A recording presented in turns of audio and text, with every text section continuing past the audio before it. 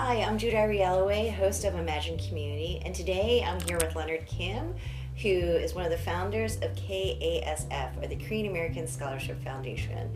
And Leonard, it is so great to be here with you today. Thank you for coming all the way out. We really appreciate it. And we're going to talk a little bit about your past, your education, perhaps your upbringing, if you'd like to share, your career choices, and then how you got involved with the Korean American Scholarship Foundation, and then what does the organization need currently, and then your future, the future vision of perhaps the organization, or for Korean Americans, or whatever you'd like to talk about for the future vision. Okay, well, those are a lot of different questions. There are a lot of different questions. Right. I So leave first, it open. Okay, so first of all, I'm not one of the co-founders. I am the second generation, the leaders who's actually trying to carry on the work that the first generation has created. That included my father. Okay, and so I came to the United States in 1967, and when I was in 7th grade. And since then, I've been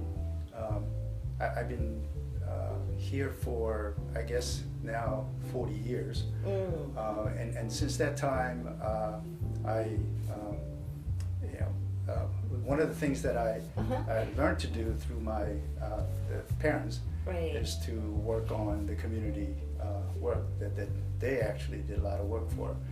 And so one of the things that my dad did was to participate in this Korean American Scholarship Foundation. Wow. And so when he joined, I guess we were a single chapter organization based in Washington, D.C.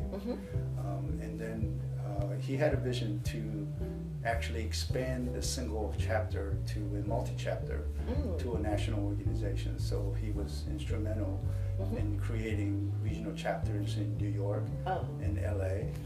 And then subsequently we had a total of 6 regional chapters. Oh wow, that's amazing. Right, so after looking at my father's work at the Korean American Scholarship Foundation, it wasn't very exciting to me initially, to be quite frank about it.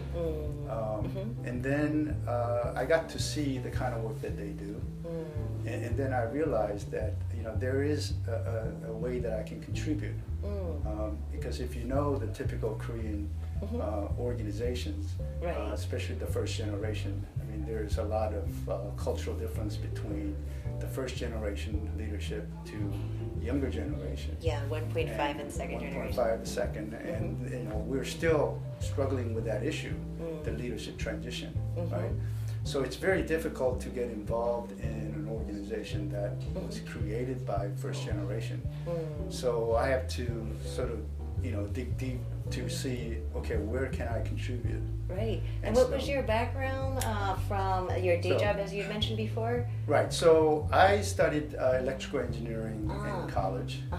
And so I worked as an engineer for a few years. And then I realized, really, that's not what I wanted to do. And I felt like, working at a very micro level was not something that was very exciting to me. And it was fine for a while. Right. But I just felt like there's got to be something more exciting than this. Right. So I decided to then go for an MBA degree and then change my career to IT consulting. Oh, that works. Because I enjoy working with people a lot more so than working with machines. Oh, okay. Right? So then, the brightest bulb on the circuit, right? Right, something like that, right? So then I became an IT engineer, and through that, I went through the career the career ladder to become a CIO now. Oh, that's wonderful. And that kind of job really gives me an exposure to work with a lot of different people. Certainly does. Work with technology, and really to change your organization for better, which is really exciting. And so that's my professional background. And working in that kind of environment sort of gave me an idea for a nonprofit, a volunteer-based organization like KASF. Requires people with lots of resources. Yes. Because back when I joined, it was during the days when people were actually still using paper and pencil and mail. Course. And email was just coming on. Oh, yeah. And email's been around for only 20 years. Oh, and, that's right? so true. Right? And if you think about it, I mean, Yeah. And there was the fax machine for a period of time, too. Right. Yeah. Yeah, so, I thought that that's the area that I could really contribute. And so, I started suggesting a few things here and there that we can automate things. Oh, that's great. And so that, so they gave me an opportunity to say, okay, well, if you can do things better, this is what we should do. Oh. Hey, we should have a website. And the website should do X, Y, Z. And we should really expose what we do to the outside world.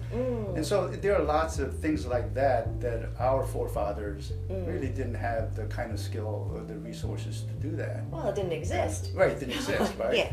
And so I came in a unique time frame where, as a young volunteer, that I really felt like I could really make a difference to this organization rather than just joining and then just following everybody's lead and don't feel like I'm creating something.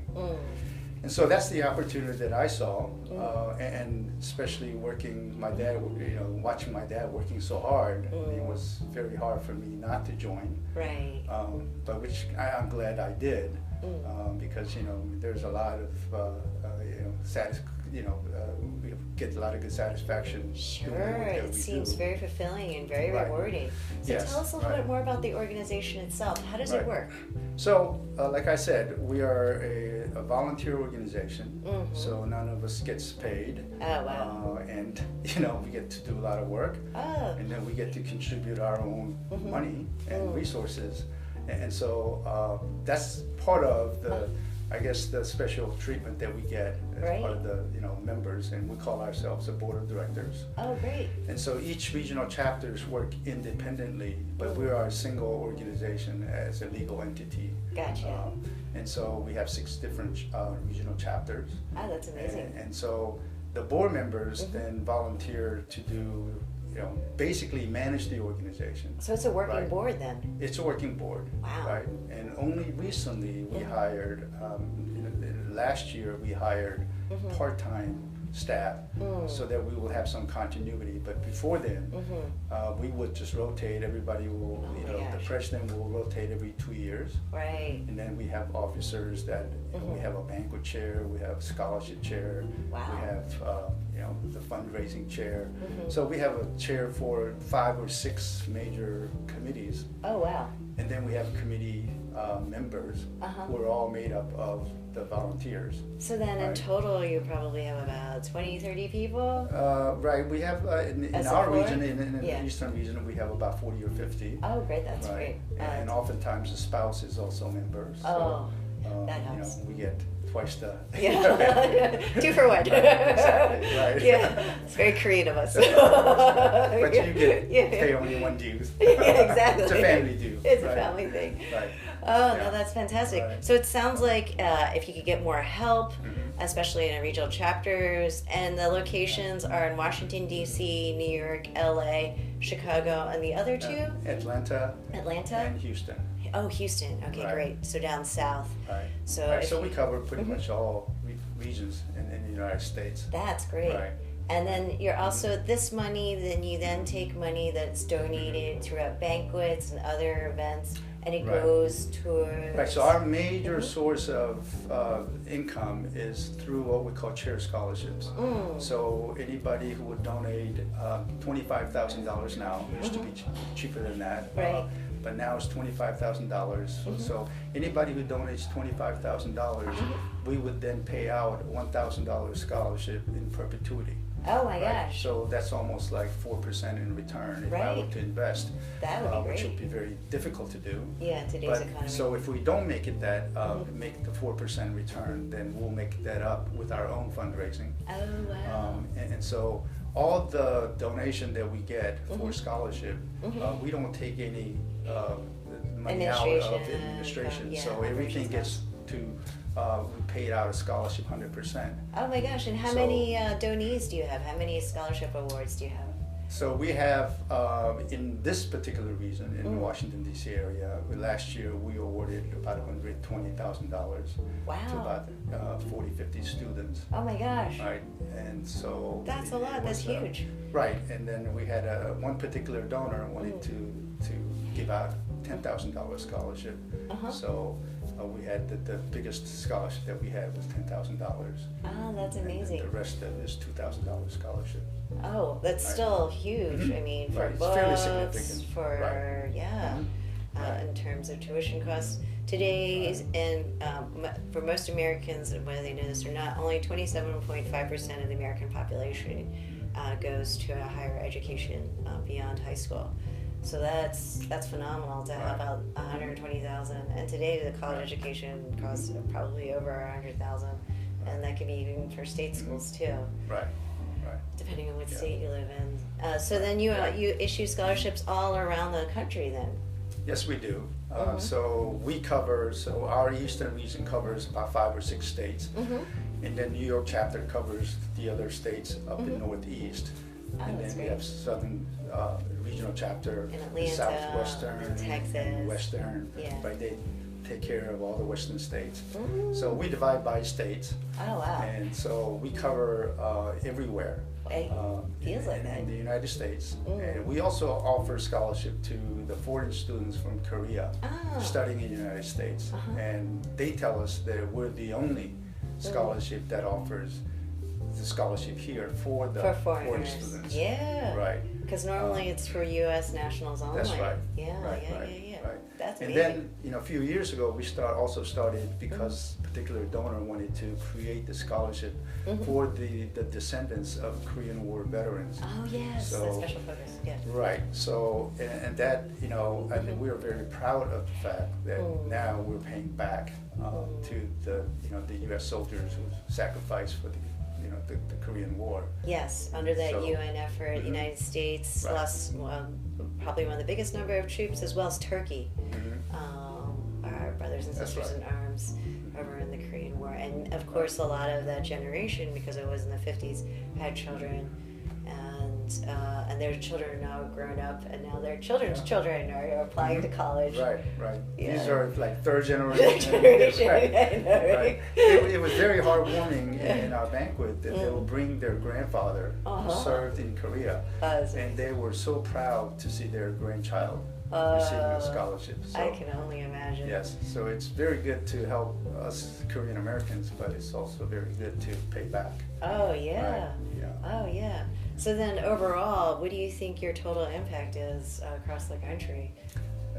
In terms of the scholarships that you do offer. Right. So I mean, from the amount standpoint, we give out collectively about $500,000, about 500,000. Wow. Every year to about 300 students. That's fantastic. Across the country. That's and huge. That also includes some high school students, because we believe that it's good to encourage high school students, and even though we can only offer $500. Oh, still. Because that's books. Right, exactly. Right. They don't have a tuition yet. So. Yeah. No, every little bit helps. That's right. Yeah. Right. And college loans, there's so many people in debt and still carry on that debt for college loans. Right. Especially when people go on and get their master's degrees, and where they're hundreds and hundreds of thousands in debt, and they wonder how can they get out of debt, and getting a scholarship. That's the first thing that you can do. Yes. I mean, and then one of our challenges is really trying to convince people, why we need a scholarship foundation, right? Because you hear stories like, way back when my dad came to the country, as a student, they come here with a couple $100 in their pocket, right? And they have to make the ends meet. Yeah. And so, it was very difficult. And I think the reason why we needed to help those students were very clear, right? But now with the Korean American community being so successful, I think there are a lot of people, even within our community, questioning, what's the compelling reason why you need that? And, I always say that, back then there was a reason. Right. We still have many Korean Americans living in poverty. Oh my gosh. Right? 1/4 of the Asian American population in Philadelphia lives in poverty. Yeah. Yeah. right? And so, we don't hear about them. No, you but don't. There are an awful lot of, students who's got great potential, Yeah. couldn't afford, tuition. Right. But furthermore, I would say that, with the thing that's going on now, we call it a fourth, industrial revolution. Sure. And that's really creating the huge gap between the highly educated and the uneducated. This right? is true. And so, now we're all recognizing that, all these jobs that we used to have, that, people used to work, the manual jobs. Right. But they're all disappearing. They are being replaced right? by robots, Robots, not immigrants. Right, right, exactly, right? Yeah. And that requires Yeah. a highly skilled people to do the work. Yeah. And so we need to, the education then becomes even more critical. Yeah. And so we have to really focus on that. Yeah. And so, one of the things that we try to do in our foundation is not really so much investing in you so you become rich and famous. Right. But you actually would pay back to the society. Of course. Right? That's and, why we and do. so that's the investment that we're trying to make. And we believe that if we have to continue to educate the Korean American students so that they'll pay back to our community and to make America as strong as it can be. Absolutely. And we believe that education is the best investment in doing that. Oh no, that makes sense. Making sure that the future generations are tied to their culture, understand what it means to be what hyphen American, and then give back to the greater good. So they get caught up into the circle of feeling good, as you were saying, that satisfaction that comes with helping one another. Right. And even with my own kid, we talk about, she would say, I want to do this, I want to do that for, the world and for poor people, what have you. And I would say, yeah, but if you don't have the means to do it, then you can't really help. Right. And help, it's not only in your heart, but you got to have the resources to do it. This is true. And unless you're successful and educated, then you're not going to be able to help other people. This is true. And so this is the reason why we're trying so hard to educate our students. Oh, that's fantastic. So then what's your future vision of KASF, a Korean American Scholarship Foundation? Well, our future vision is ultimately, we started out as a scholarship foundation and awarding scholarship, and which is great, but there has to be more, right? And I just talked about, linking the education to career, right?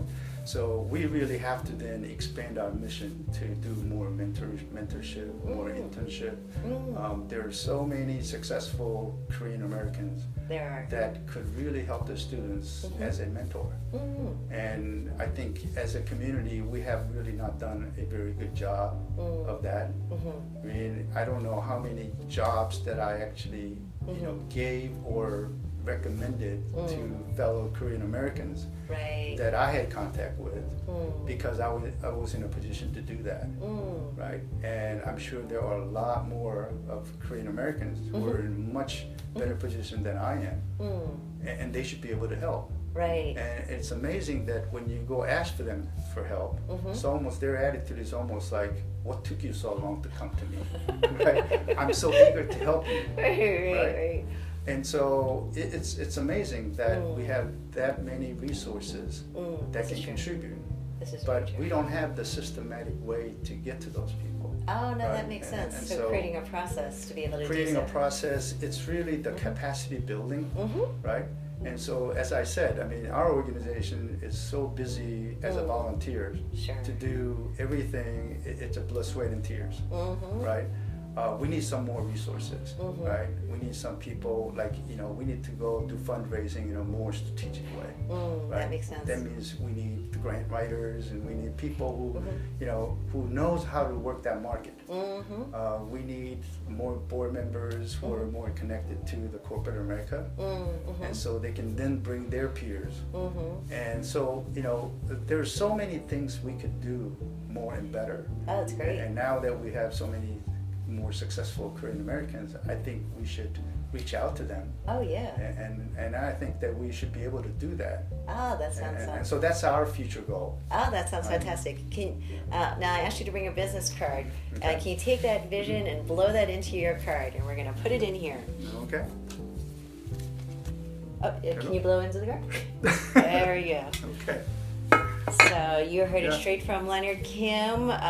They need additional help for our volunteers, board of directors, grant writers, fundraisers, you name it. And you can reach them at www.ksf.org. Well, Leonard, thank you so much for sharing your story. Thank you for inviting me. And sharing the story. Well, we hope that we send your wish out there, and we'll keep our fingers crossed that hopefully we'll find some really great Korean Americans that are interested in supporting your cause, as well as Asian Americans or anyone else. All right, great. All Thank right. you, and I look forward to hearing from someone out there. Sounds good.